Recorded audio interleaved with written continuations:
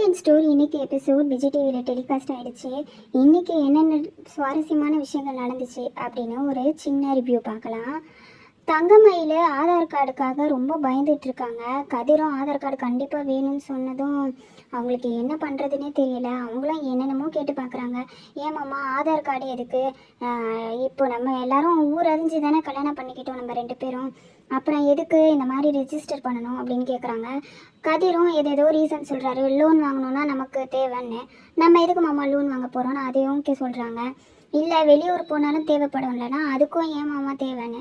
அதுக்கு கதிர் கேட்குறாரு, இப்போ என்ன சொல்கிற நீ ரெஜிஸ்டர் பண்ண வேணான்னு சொல்கிறியா அப்படின்னு கேட்குறாரு. ஐயோ நான் அப்படி கேட்கல மாமா. இல்லை இப்போ ஆதார் கார்டெல்லாம் கேட்குறீங்களே என்கிட்ட இல்லையே வீட்டில் இருக்குது அப்படின்றாங்க. போய் எடுத்துகிட்டு வான்னு சொன்னால் வீட்டில் ஆள் இல்லை, நாளைக்கு நைட்டு தான் வருவாங்க அப்படின்னு என்னென்னமோ சொல்கிறாங்க. சரி நாளைக்கே வாங்கிக்கலான்னு சொல்லிட்டு கதிர் போயிடுறாரு. மீனா, ராஜி, அரசி, கோமதி எல்லாரும் கிச்சனில் பேசிகிட்டு இருக்காங்க. அப்போது அரசி கேட்குறாங்க, அன்னிக்கிட்ட ஆதார் கார்டு கேட்டதும் அவங்க முகம் ஒரு மாதிரி மாறிச்சு, அவங்க பதட்டம் ஆகுறாங்க. இதை யாராவது கவனிச்சிங்களா இல்லை எனக்கு மட்டும்தான் அப்படி தோணுதா அப்படின்னு கேட்குறாங்க. அதுக்கு மீனா கையை தூக்குறாங்க. ஆமாம் எனக்கும் தோணுச்சின்னு. ராஜியும் எனக்கு தோணுச்சின்னு சொல்கிறாங்க. அவங்க பேசிகிட்டு இருக்கும் போதே தங்கமயில் வராங்க. ஏதாவது சீக்கிரட்டாக பேசுகிறீங்களா, நான் வெளியில் போகணுமா அப்படின்னு கேட்குறாங்க. இல்லை உன்னை பற்றி தான் பேசுகிறோம், நீ ஏன் ஆதார் கார்டு கேட்டாலே பதறன்னு சொல்கிறாங்க. அவங்களுக்கு என்ன பதில் சொல்கிறதுனே தெரியாமல் மாட்டிக்க பார்க்குறாங்க. மீனாவும் அவங்கள ரொம்ப டவுட்டாக பார்க்குறாங்க. அப்போது கோமதியே அவங்களுக்கு காப்பாற்றுற மாதிரி சொல்கிறாங்க. எனக்கு தெரிஞ்சிச்சு உன்னோட முகம் ஆதார் கார்டில் நல்லா இருக்காது, அதனால தானே நீ இப்படி பண்ணுற. என்னதும் அப்படி தாண்டி இருக்கும், அதனால தான் நானும் யார்கிட்டையும் ஆதார் கார்டு கொடுக்க மாட்டேன் அப்படின்னு சொல்கிறாங்க. ஆமாம் அத்தை, நான் எப்படி சொல்கிறதுன்னு நினச்சேன், நீங்களே சொல்லிட்டீங்க. நான் எங்கள் அம்மா வீடு வரைக்கும் போயிட்டு வருவான்னு கேட்டுட்டு அவங்க அம்மாவை பார்க்க போகிறாங்க.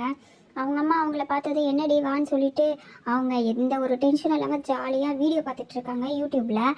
அப்போ இவங்க சொல்கிறாங்க, என்னம்மா இந்த மாதிரி ஆதார் கார்டு கேட்குறாங்களே, கேட்டால் நான் மாட்டிப்பேனே அப்படின்னு. அதெல்லாம் நீ மாட்டிக்க மாட்டடி, பொம்பளைங்க கையில் ஆதார் கார்டு மாட்டினா தாண்டி பிரச்சனை. அவங்க ஒரு சின்ன சீட்டு கிடச்சா கூட நோண்டி நோண்டி பார்ப்பாங்க. ஆம்பளைங்க கையில் அதெல்லாம் ஒன்றும் இல்லடி. உங்கள் அப்பாவை நான் சக்கரை வாங்கிட்டு வர சொன்னானா அது உப்பா சக்கரையான்னு கூட தெரியாமல் உப்பை வாங்கிட்டு வந்து கொடுப்பாருடி.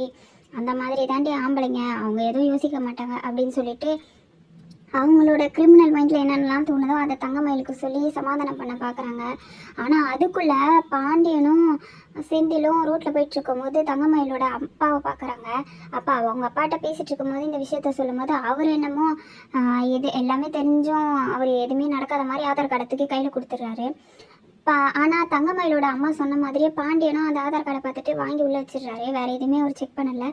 செந்தில் கிட்ட கொடுத்தோன்னே செந்தில் பர்ஸில் வச்சுக்கிறாரு.